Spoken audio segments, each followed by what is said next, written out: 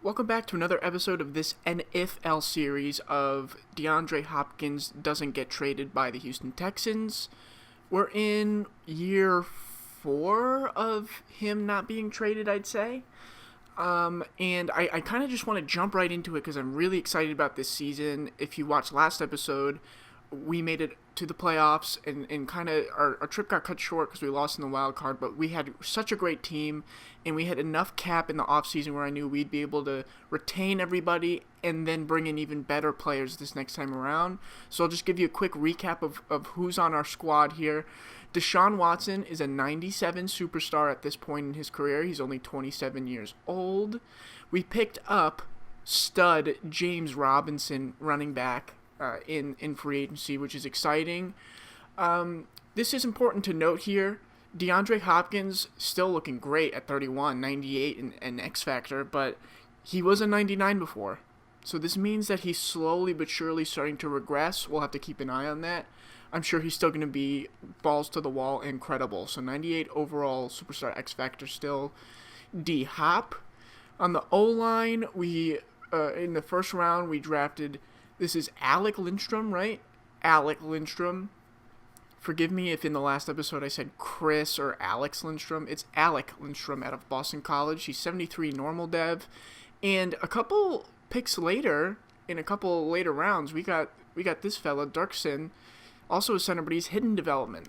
So that's exciting to keep an eye out for. Over on the defense, we found possibly a successor to JJ in Kendrick Bigley-Jones, 70 overall hidden development. JJ is 34, still an X Factor, 91 overall. If this isn't his last year, possibly the next one could be. Let's see what his contract looks like. We've got him for 2 more years unless he just decides to randomly retire. We got Rashad Fenton in free agency to kind of even out our cornerback situation.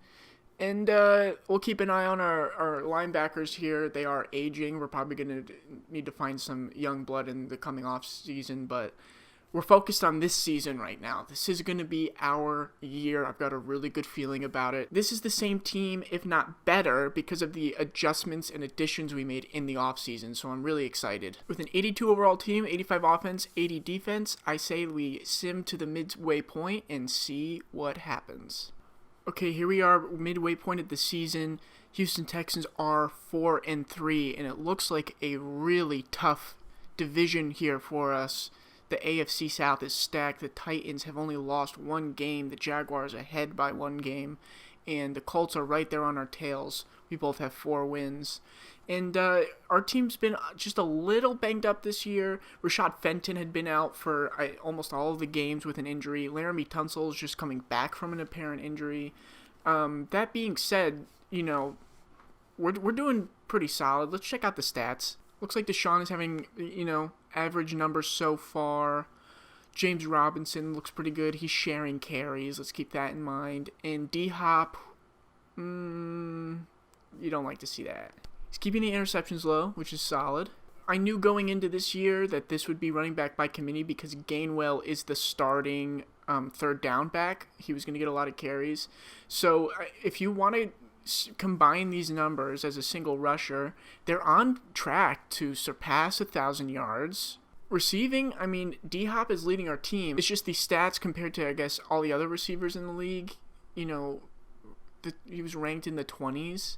For yards and touchdowns. The individual stats at this point doesn't matter.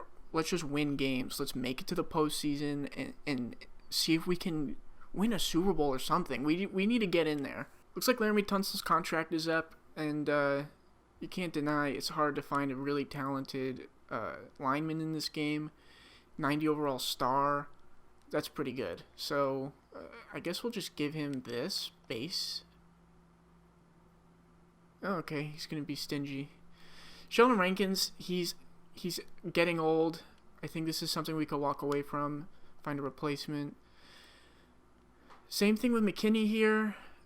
All they're going to start doing, these older guys past 30, is regress, which sucks. Ross Blacklock, what are his stats looking like? Let's save our decision of whether or not to re-sign him at the end of the season. If he has like a career year, we'll bring him back. If he can, surpass 6.5 sacks, we'll bring him back. But if not, maybe we could find someone new. Maybe replace him with Bingley Jones. I think we'll take a look at the rest of these guys later on, like after the season's over. But no one really here I'm jumping out of my seat to re-sign yet. All right, Texans are 4-3 with D-Hop here, going up against a 4-3 Baltimore team. Let's just keep winning games. That's all we can do at this point, keep winning games. So let's into the playoffs and see what happens. If it's after week 17 and they're asking you to re-sign staff, that can't be good. But look at the top left there. The Titans, who at the midway point were 7-1, we beat them. We didn't beat them. We crushed them 42-28 to put 42 up on a team like that. Oh, we finished 8-8. Are you kidding? This was a better put together team than 8-8. Am I right? Lost a close game here. Another close game we lost. Falcons got the better of us. I mean, these losses too are against our division rivals. That's never gonna help. Check the stats here for everybody. Sean had a good year. James Robinson, again, this was by committee, and he surpasses 1,000 yards, 7 rushing touchdowns. This was a great pickup. Kenneth Gainwell, who again was our starting third down back, nearly 500 yards with 6 touchdowns himself. Receiving wise, looks like Miller outdid D-Hop here in receiving yards and receiving touchdowns, which again, that's another offseason addition that we made, not this past offseason, but I think the year before. So I mean, I'd say our quarterback is great, our running backs are great, and our wide receivers are still great. Like, these are 2 potential 1,000-yard receivers. I guess it's just every other part of our team needs some kind of pick-me-up here. So it looks like everybody's contract here expires now. Our head coach here says Thomas Pita, but please remember he's playing the role of Eric Bieniemy. And we did the whole thing of changing our offensive playbook to the Chiefs' offensive playbook. Our head coach is Eric Bieniemy. And even though we went to the postseason once with Eric Bieniemy, I'd like to keep him. Let's see if that's an offer he'll want to keep. And I guess we'll just re-sign these guys too. World class, you can't beat it apparently. I still don't know what the hell that means. Alright, we'll advance a week and see if we retain our coaches. Yep, we got everybody back. Bieniemy's back, our trainer, our scouts, everybody is back. We'll send him to the Super Bowl. Super Bowl 58, put your predictions in now, folks. Falcons and Jets. Oh, well, that's why. I guess in this reality, the Jets take Trevor Lawrence in the draft. And Deshaun Watson comes in 7th place for MVP consideration. J.J. Watt comes in 2nd for best defensive lineman. I mean, talk about consistency. This guy still got it. Okay, time to re-sign everybody. Laramie Tunsil wanted more monies, so let's see what we can offer him. Working with $66 million in the cap room. This should do it, right? Like, that's insane. And cool. He's going to stick around. Sheldon Rankins, we don't want to do. We don't want to do McKinney. Alright, let's see what Blacklock did this past year. Alright, I wanted better numbers than what he got last year.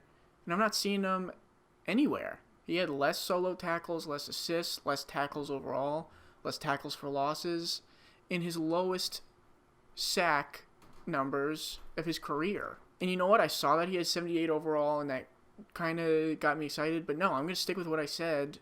We can do better. AJ Cann is 32 years old, and he wants a 1-year deal, and I don't want to be in the market to do 1-year deals because they're expensive 1-year deals. We can let him walk. Isaiah Coulter, see you later, alligator. John Reed, we don't need Greenard, no.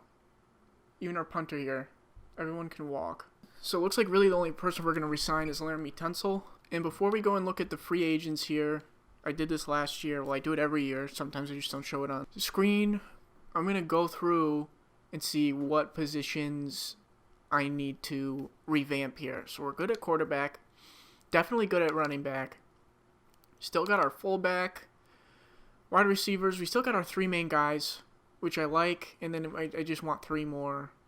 So it's a total of 6 wide receivers, but in the offseason I always get way more than I really need. Tight ends, we have 3, so we're good there.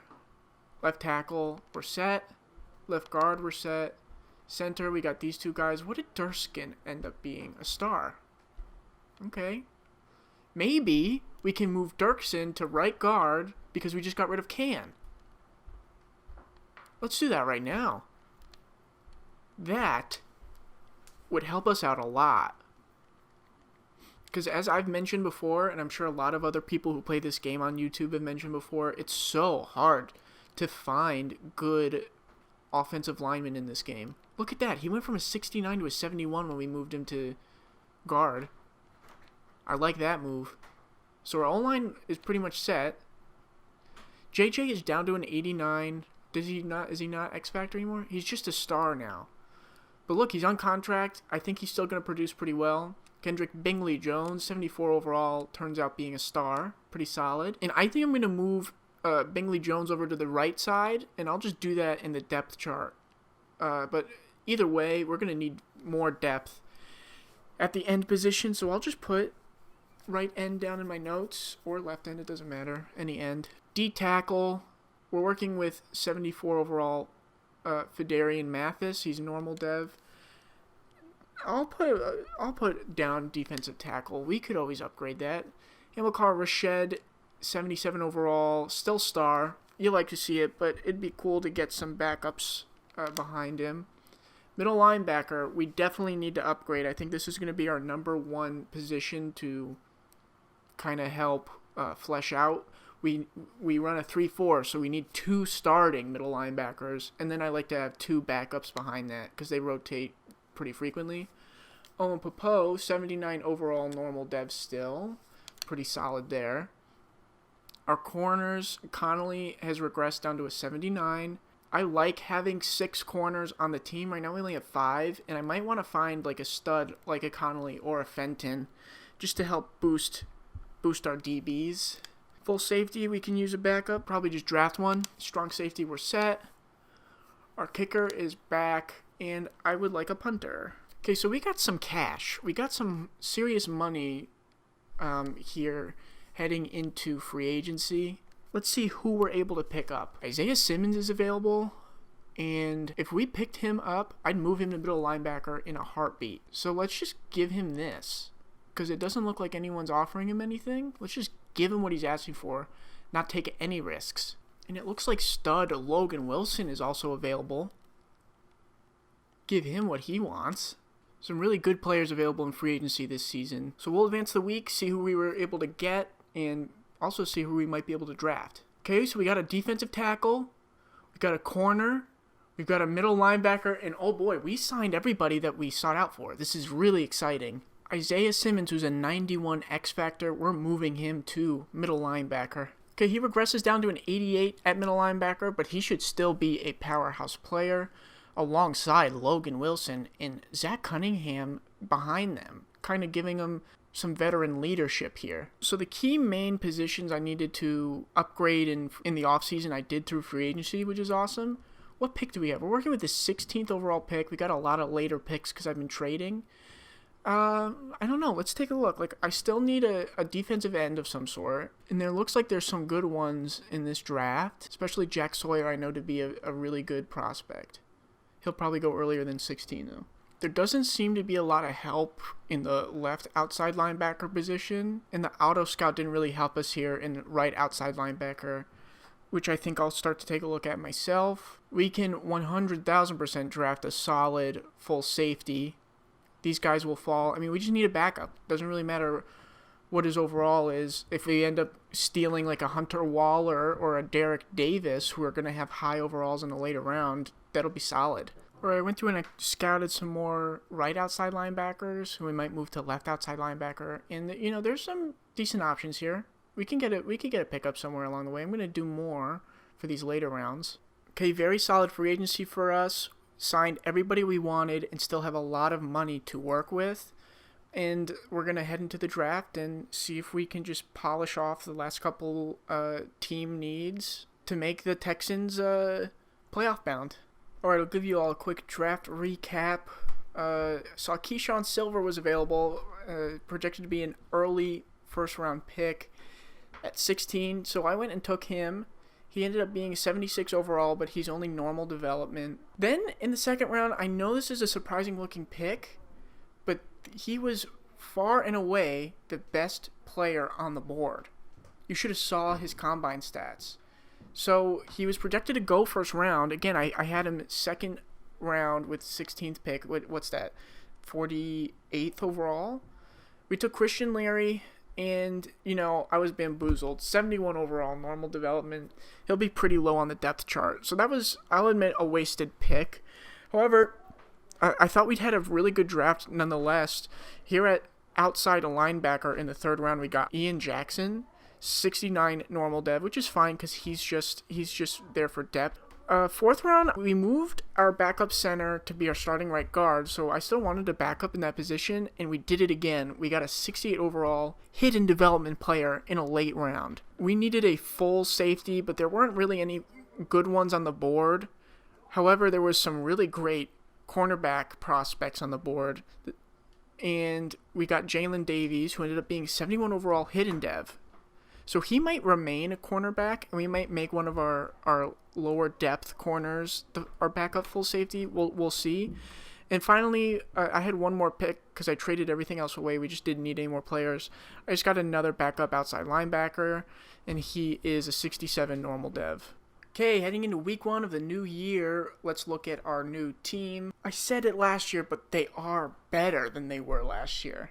Deshaun Watson finally hitting 99 overall.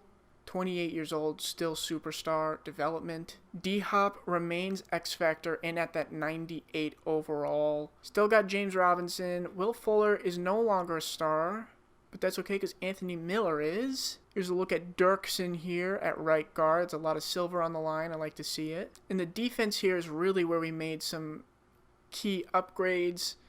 I wonder if I want Bingley Jones starting over Silver. Tune in next week with the new episode. You'll see what we did there. Isaiah Simmons, X-Factor, middle linebacker. Logan Wilson, middle linebacker. Diggs is going to start over Connolly. And hopefully we can get rookie Davies in the mix somehow.